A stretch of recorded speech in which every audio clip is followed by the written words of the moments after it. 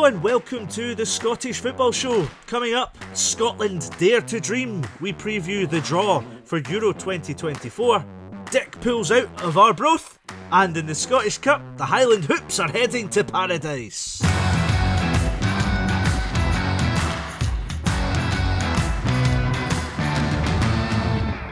We're back after lots of cars, bars and snottomobiles. We're back this week with plenty to catch up on. We're days away from knowing who Scotland will face in Euro 2024. Dick Campbell lit up a big fat smoky and waved cheerio to Arbroath. And in the fourth round of the Scottish Cup, it's thrown up a few interesting underdog ties, shall we say. So joining me on the podcast this week, he's Melbourne City FC's top dog. Well, head of creative, but he's really a care bear. Hello, Findlay Marks. Hello, how are you? I'm very well. It's very lovely to see your face, although you covered it half up with your podcast, Mike. That way that footballers cover up their mouths now, you know, when they get into chats on the field. It's more just for protection than anything else, Andrew, you know. Oh man, I'd love to know how boring those conversations are on the football pitch. They have to cover their mouth.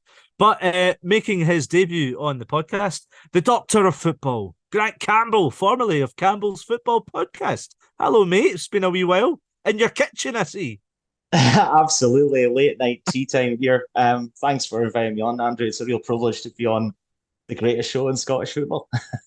Oh my goodness. No one has ever said that ever. A funny one, Finn. Grant was mentioned before we started recording. It's interesting him being on a show where he's actually interviewed two previous contributors of his own podcast. Yeah, that's right. That was a lot of fun to do the show with Grant. That was a good few years ago now, wasn't it, Grant? Yeah, a couple of years, 2021. 21, gosh, yeah, time flies. I think I was still in London when that happened. I think you were, yeah. Good times. Let's get into some funnies. And Finn, Gordon Brown has been making the news.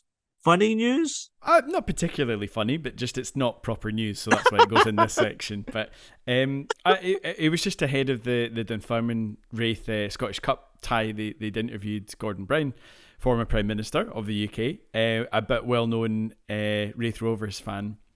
And it was just nice hearing a politician, I think, talk about football in a way that you're like, he's a real fan. I think he genuinely lives and breathes Wraith Rovers, and it was quite nice. He had almost like a smile the whole time he was talking about it. I think he just really loved. They asked him if there was any job in Scottish football that he would want or think he could do, and he's like, well, I don't think I could do it, but I would have loved to have been the manager of Wraith Rovers. And I was like, that's pretty cool. Like, literally at one point the most powerful man in the UK, but he'd rather be the manager at Starks Park. Yeah. I thought that was pretty cool. What's his name? The head of the Scottish Tories.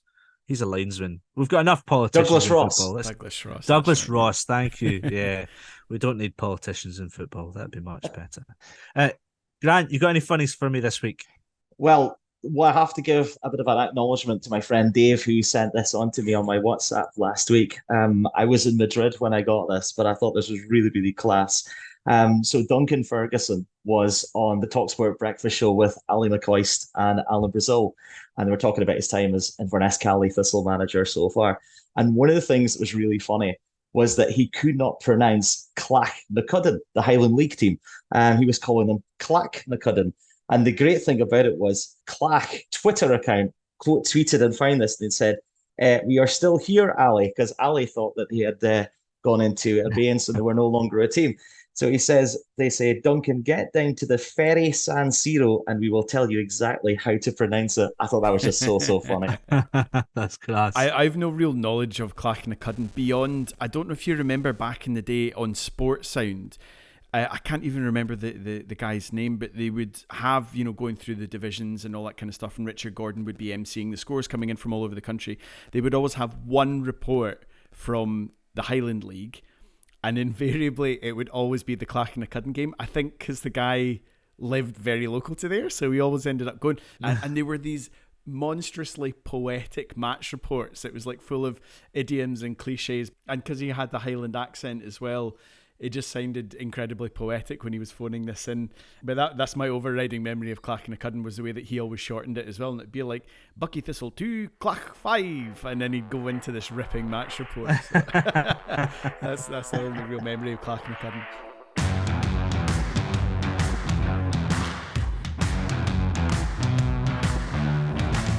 Big men are up from the back. El Mahoney right foot. Whips it. Oh, jeezy peeps, man. Moving on.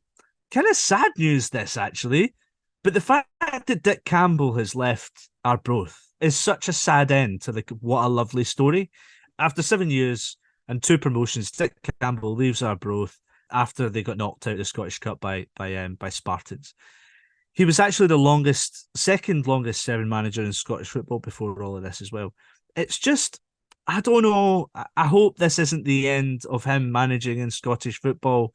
He turns 70 this week. Do you think it's maybe reasonable to just think that a man who's got such appetite for the game maybe just decides, nah, maybe enough's enough? I mean, it's entirely up to Dick Campbell. I don't think he'll stay away from the game too long. I think he's such an experienced manager, and like you say, actually quite successful, given that the level he's operated at for a lot of his managerial career.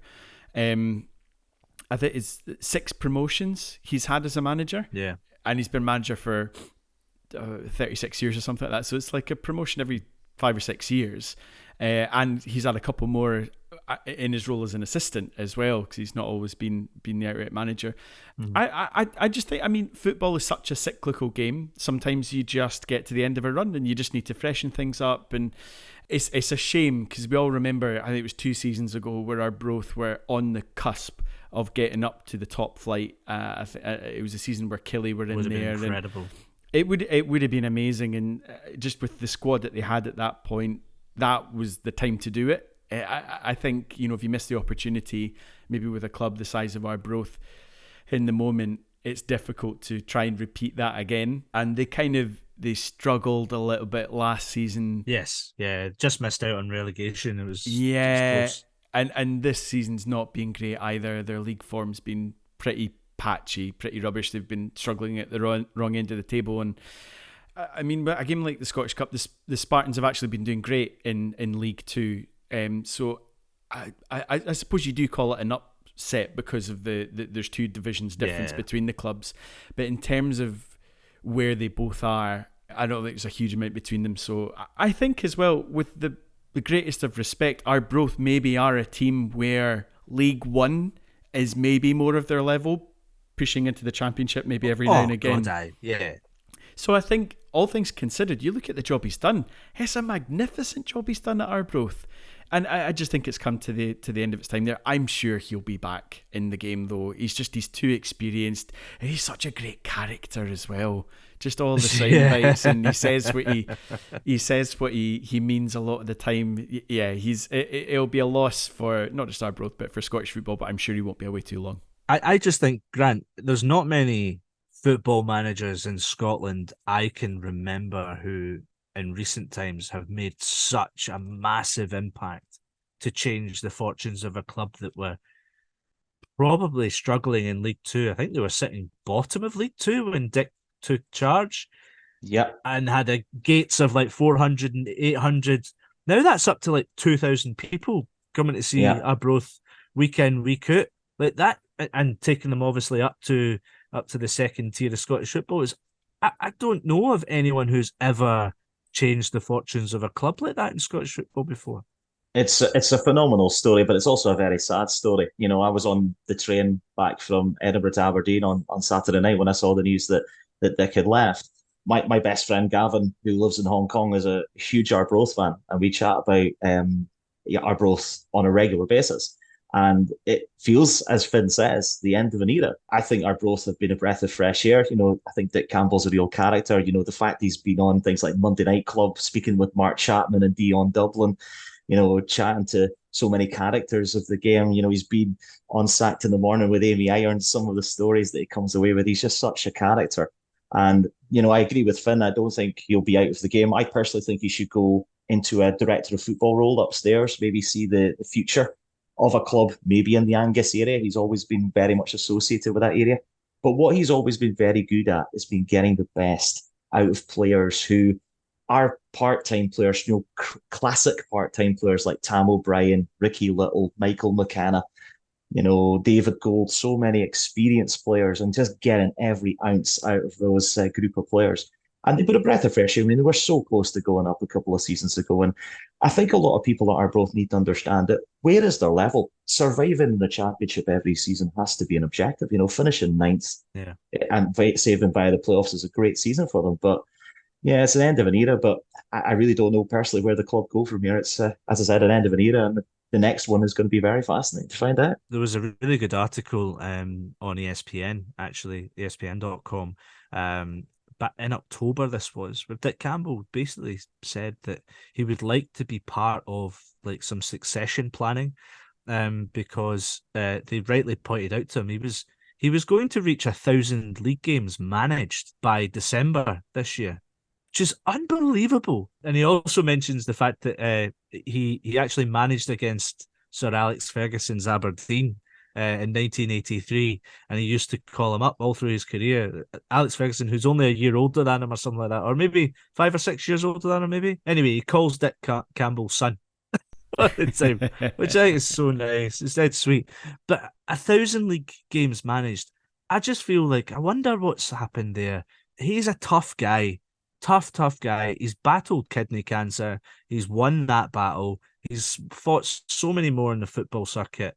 I just wonder why he's decided now's the time. But fair play that he's decided rather than the club. That's what I feel. I feel like he's been the one that's gone, do you know what? Something's not quite right, and someone else needs to step in and have another crack at it. Derek Adams has returned to Ross County for a third spell, so a manager has came back to Scottish football, one that Ross County fans know very well. They've had lots of success under him.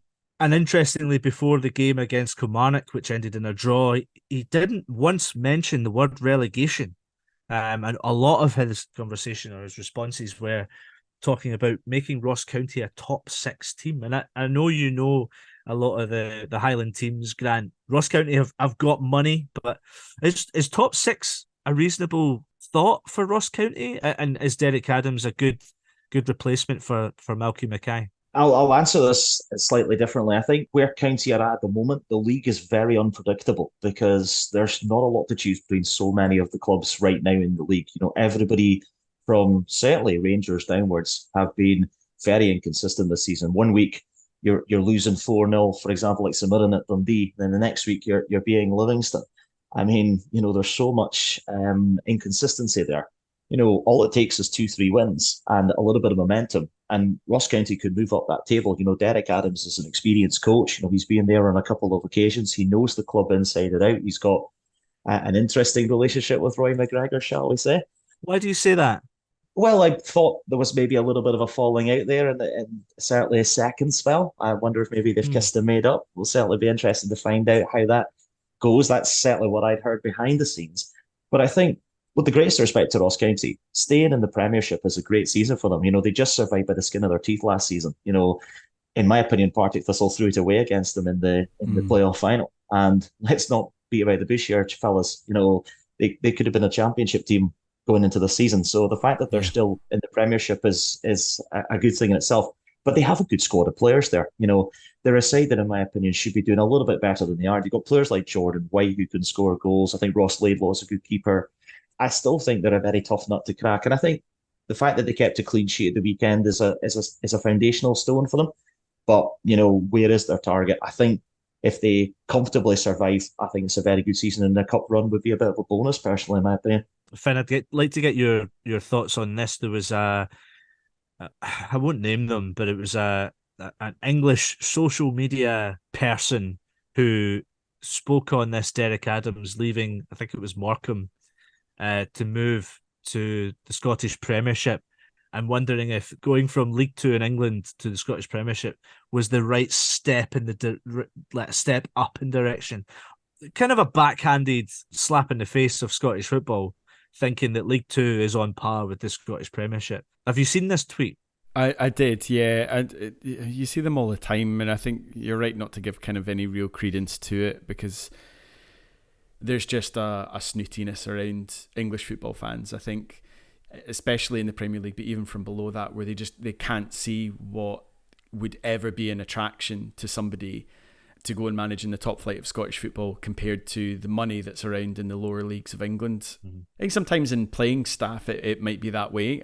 In terms of ability, I mean, how many people have you seen that have been top flight players in Scotland who end up going to play, in the National League in England because they can make more money down there and things like that? But I think when you're looking at someone like Derek Adams, it's somebody who was a player and has obviously had previous managerial stints at Ross County. It's a club that means an awful lot to him. I think he's a really good manager. When you look at his record as well, I remember going to the English, I think it would have been the League 2 playoff final a number of years ago at Wembley, and it was AFC Wimbledon against Plymouth Argyle. Oh, yeah. He was managing at the time. And you look at where Plymouth are now, and obviously he hasn't been the manager for a little while, but a lot like Plymouth are, I think, a bit of a sleeping giant in terms of the size of club and the area of the country that they are.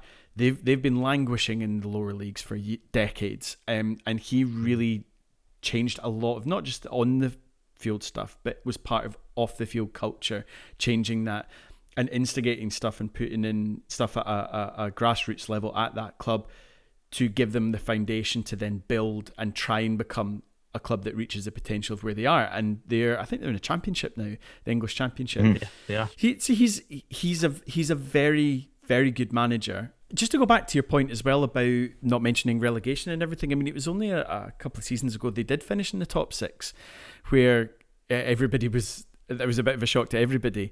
And I think when you look at clubs like St Mirren, you see what is possible. And I completely agree with Grant that it's absolute chaos. Once you get below Rangers in the table, there's fewer points between Ross County and Hibs, I think, in fifth than there is between Rangers and Celtic. So there's so much still to play for. And really interesting, I picked up on the fact that he was quite negative on the club signing policy recently. Players on like longer contracts than he would like, and saying that he would actually prefer to sign players on 6-month deals, because then you've always got a player playing for a contract and there's a little bit more work ethic involved in that. So I think that's what Ross County fans might expect is a lot more work ethic, whereas I think Malcolm Mackay tried to play football but maybe didn't have the players to play the football. Do you know what I mean?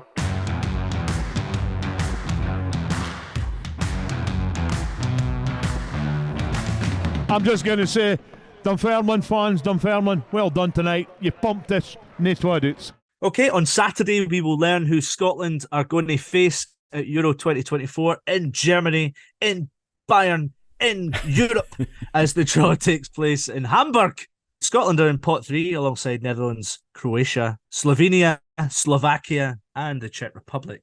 And lads, I think we need to find out who is your perfect pot. I was really trying to think about this, and I think there's different types of groups that you can have, right? So in terms of us having the best chance of getting out the group, I think my ideal group would be getting Portugal as the top seed. I know they were unbeaten in qualification, but they had an absolute diddy group. Like, if you look at who was in their group, it was terrible. And they're basically... I know they were the best team in the whole thing, but you know... No, I honestly, I think they're pish, and I think we'd beat them if we got them in our group. I think Portugal are pish. You can hold me to that one. I think they'll be rank at the tournament. Albania, I think, would be good. And then obviously the kind of playoff Path C winner, so that's one of Georgia, Greece, Kazakhstan or Luxembourg. I think that as a group would maybe give us the best chance of getting out. In terms of the best group for the games and the spectacle of it, I don't think I'd mind having Germany as the pot 1 team, because I just think playing the host team in a tournament is always a brilliant occasion. And Scotland, Germany, Brazil was class in '98, wasn't it? Like, having that was just like a never-ending memory. Yeah, well, I mean, they weren't the host team, but they were the World Cup winners at that point, and it was the opening game. You're right, yeah. But it's that kind of thing. I mean, we played England at Euro 96 as well. They were the host team there, and it was the old enemy, and they're just brilliant occasions. Romania, I think potentially, just because I think Romania are a good team, about not too far off our level. They always have a great support. I just think that could be interesting, a bit of colour. Great kits as well, Romania. And then Serbia, because I just think a playoff rematch, there'd be a bit of needle there. So I think that would be my group: Germany, Romania, Serbia, for like just the spectacle of the groups. So you wouldn't choose the current holders Italy in pot 4 for the spectacle aspect? No, because that's in my group of death, which is what the group will actually get will be France, Denmark and Italy. I'm convinced of it. So it would be horrific. Grant, give us your perfect pot. So I'm kind of in agreement with Finn on Portugal, because I think Scotland haven't really had many head-to-heads with Portugal. I think many Scottish fans would like to see us go head-to-head with Cristiano Ronaldo, Bruno Fernandes. Do you think Portugal are pish? I think they're a funny team. I think they've got some good players, but I think we could give them a game. I think at the back they can be got at. So I'd probably go with Portugal, but I'd like to see us go head-to-head against Ronaldo and beat them. That would be very special. Pot 2, Romania are a bit of an unknown quantity. I think that would be quite interesting. And pot 4, you want one of the playoff winners, though. You certainly one in winner C, I think, is the one we sort of want. But I kind of want Serbia. I want a bit of another head-to-head with Serbia. I'd love us to go toe-to-toe with Mitrovic again. I think that would be quite special. My idea of hell is England again. I just think England tore us to shreds at Hampden. I have a real fear of England doing well at this Euros. I just have a fear that they're going to Don't we always have that fear? I genuinely feel sick about them potentially going all the way. I think Hungary are a bit of an unknown quantity as well, but they've got Szoboszlai at Liverpool, who I think is an outstanding player. Class. Very, very tough to stop. And obviously Italy. And by the way, why are Italy in pot 4? The former winners, the recent winners of the Euros, why are they not automatically pot 1? It's absolutely ridiculous, boys. It's because they failed to win. Was it four out of their 8 matches they failed to win? So it's all organised in that sort of way of how you finished, and they just weren't very good. Opposite to Portugal. So the way Finn looks at it, Italy will probably go on and win the tournament again. I just think it's ridiculous that if you win a tournament, you can be in the lowest pot. I think if you're a defending champion, like if you're the Wimbledon champion, you're the first one on opening centre court. Italy should be the defending champions. They should be in pot 1. I'm not saying opening the tournament, but they certainly should be in pot 1. But I want us to massively avoid England and France, obviously, because of Mbappe. Yeah. See, now I'm totally the opposite. I would love to have England again, because I'd any opportunity, and I don't care. I don't ever care if we lose to England, because in the grand scheme of things, you look at their players, you look at our players. If they win, it's like, fine, well, you won. You should win. But if we beat them, and even if we draw, like we saw in the last Euros, it's just great. It's just brilliant. And because the build-up's always a laugh as well. I love the build-up to these games. And just to have a crack at beating them, which I think we can. I think the friendly was a total, throwaway. I think we got caught up in the whole occasion too much. And this is a different arena, a different set. And I don't really particularly care who we play elsewhere. I'd love Germany, same with you, Finn, playing the hosts in their country would be amazing. But the likes of, I think Albania, Grant, are an unknown quantity to us as well. Definitely. I don't think we know what to expect from them. So I think we would beat Austria.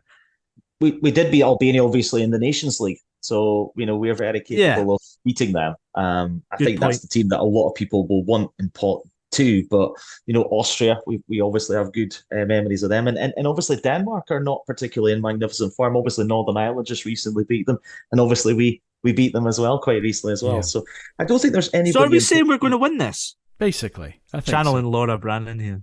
The big thing for me is the way that the pots have been done. It is peculiar that Italy are so far down. Even Switzerland as well, who are always there and thereabouts in group stages and getting into the knockout rounds of big tournaments.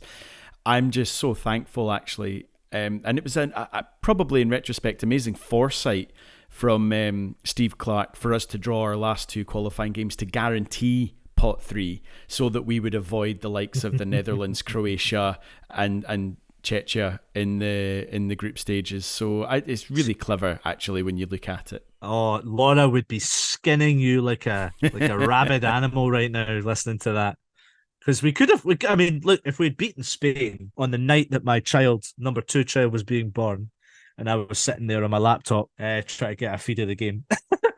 If we'd beaten Spain that night, we realistically would have been in pot 1. It does change, but it just isn't the case now. So it doesn't matter looking back on it. It's absolutely fine. Just an interesting kind of to go away from it. Did any of you see that clip of the Norwegian TV crew utterly shiting themselves at the fireworks kind of pre-planned display happening at Hampden? Did you see this clip? The lads just standing there ready to do either like a little rehearsal hit, and he just goes, you need to show it, Finn. I helvete! Oh!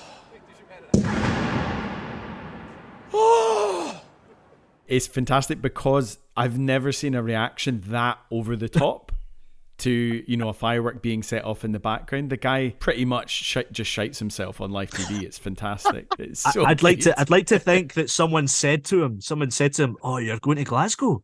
It's hard. Oh, it's dangerous in Glasgow. You got to watch yourself." He's just shaking like a shitting dog, man, going to Glasgow.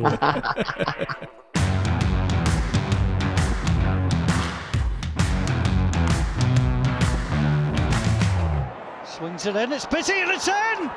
And right on the 90th minute, Motherwell are level. Jonathan Obika, the scorer, his 3rd goal of the season. Celtic 1, Motherwell 1. Let's do a little run around what happened over the weekend, and kind of the standout one for me. I'll start at Celtic Park because it was a 1-1 draw with Motherwell, and Celtic fans are furious in their unbeaten league campaign so far. Quite amazing, really. David Turnbull scoring the eventual goal, giving them the lead, and then Obika for Motherwell equaliser. But the real big story coming out of the weekend for me was in the Scottish Cup and Buckie Thistle, Grant. Buckie Thistle drawing Celtic in the Scottish Cup is absolutely amazing. The Highland Hoops against Glasgow's Green and White Hoops. This is going to be a real big moment for the Highlanders.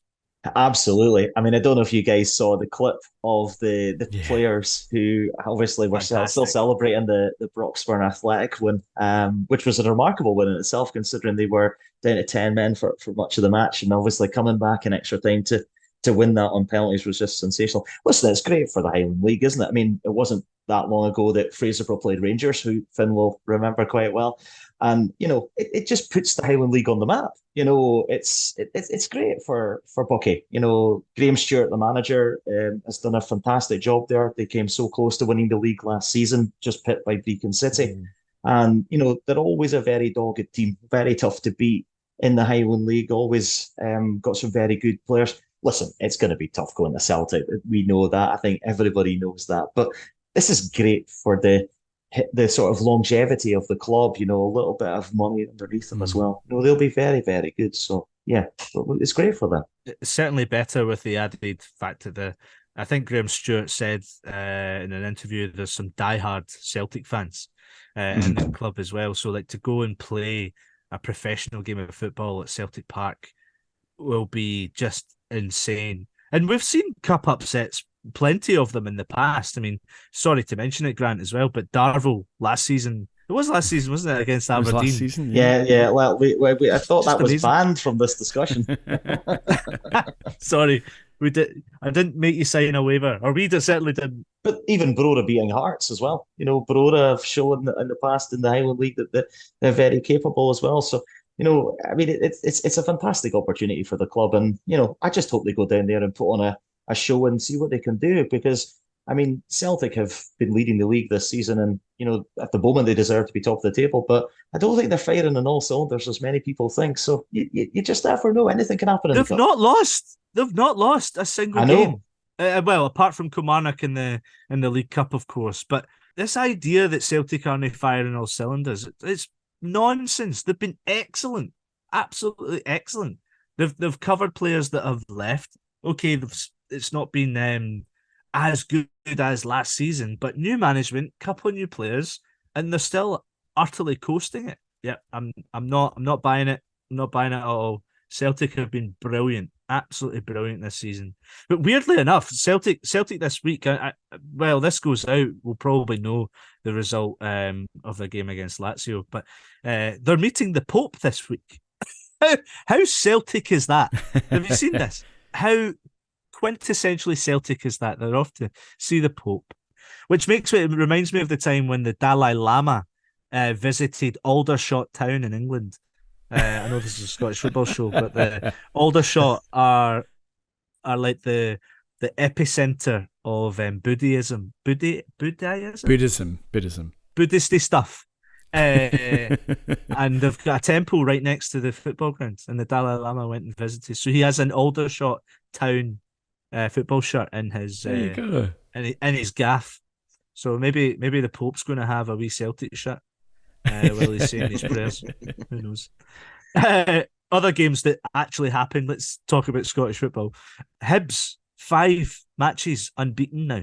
After they beat Dundee.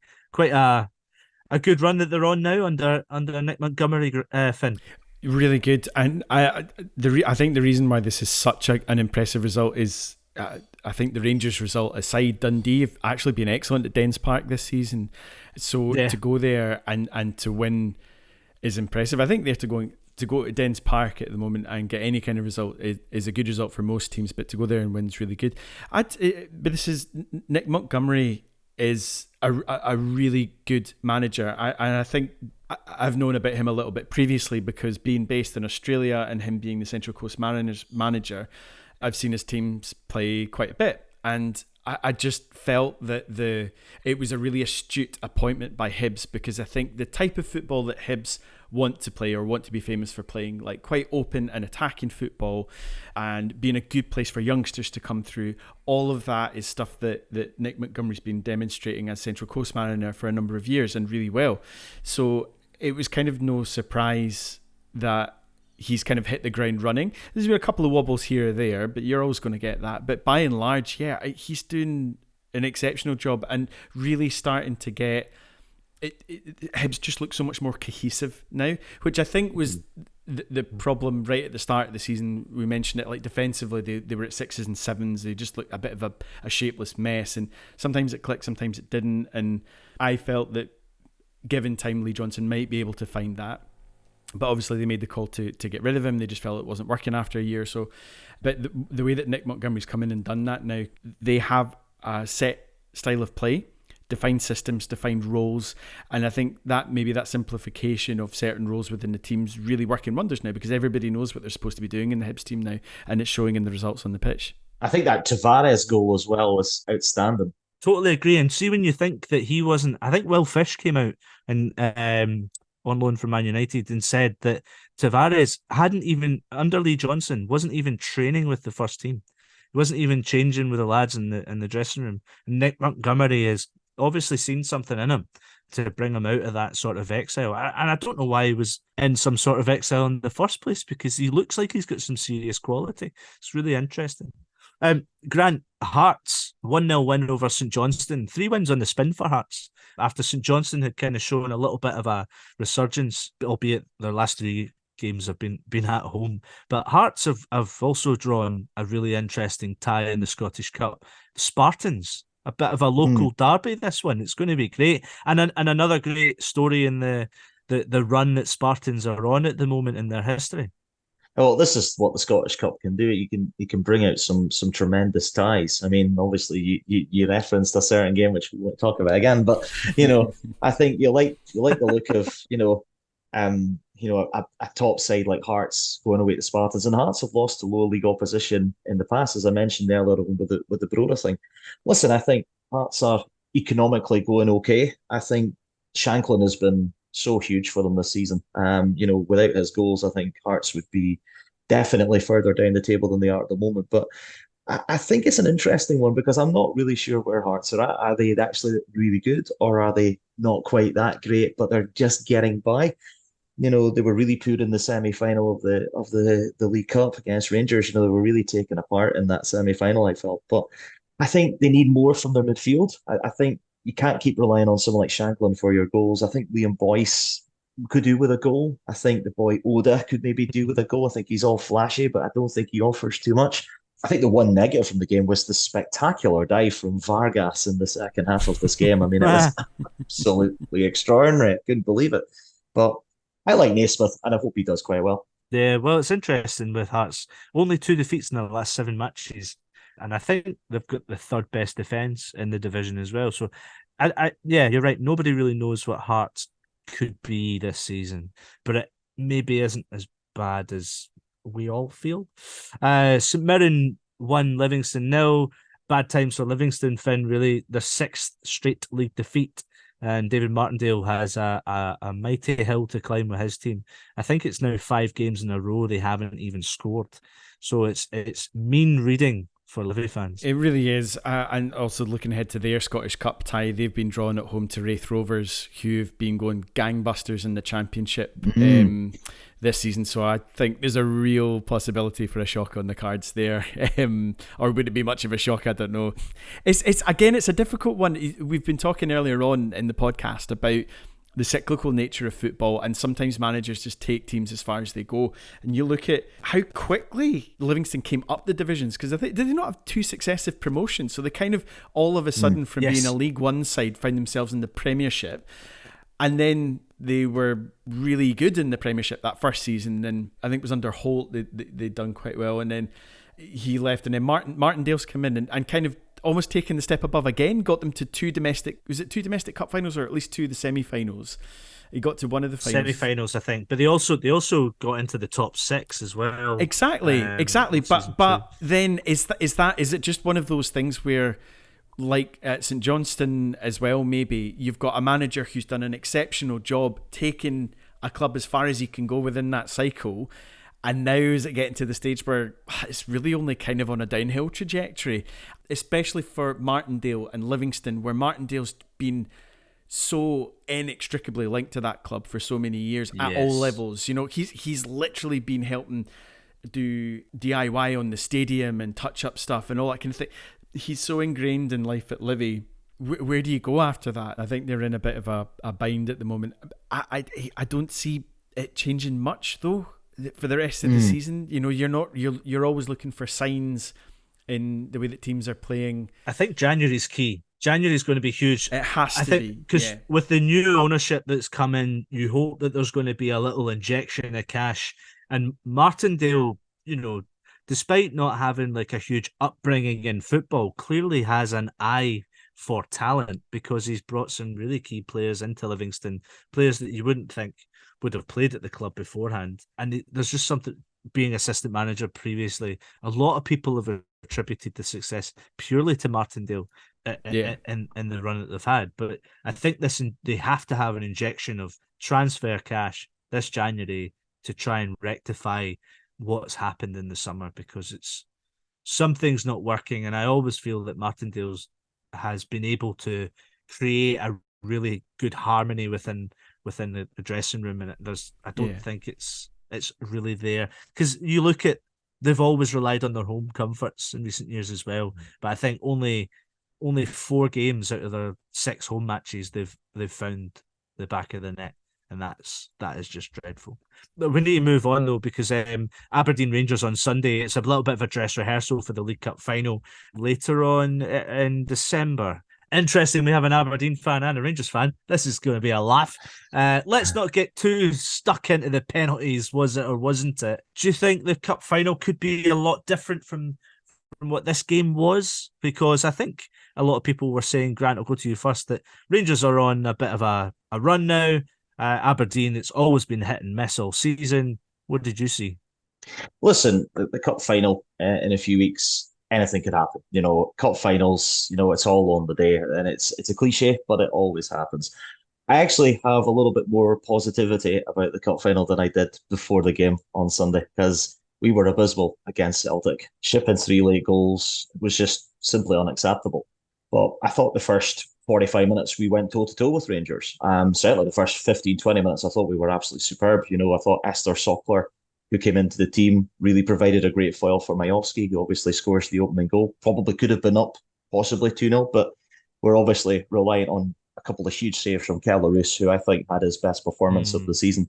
And I also, to their credit, the three centre-backs, I thought really nullified Rangers in attacking sense. I thought Danilo had very few chances in the game. He had a couple of chances, but I thought overall, the Aberdeen defence marshalled them very well.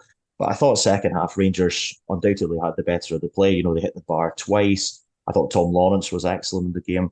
I think the change to bring Polvara on for Sockler changed the dynamic a little bit, and I thought we got too negative. And then obviously, you know, Rangers are pushing for the equaliser, and then it's a bit of lazy defending perhaps from Garteman. I mean, you know, when there's tugs of the shirts in the box, you see it all the time. And with VAR in the game now, you know, it's not going to look favourably. I knew when I saw a replay, I was like, I think this might be given. In my heart of hearts, I didn't want it to be given, but you know what I mean. But I take some hope. I still think Rangers are huge favourites in the final, but anything can happen. Of course, Rangers are huge favourites in the final. I did warn you not to get too stuck into penalties, and you referenced it very slightly.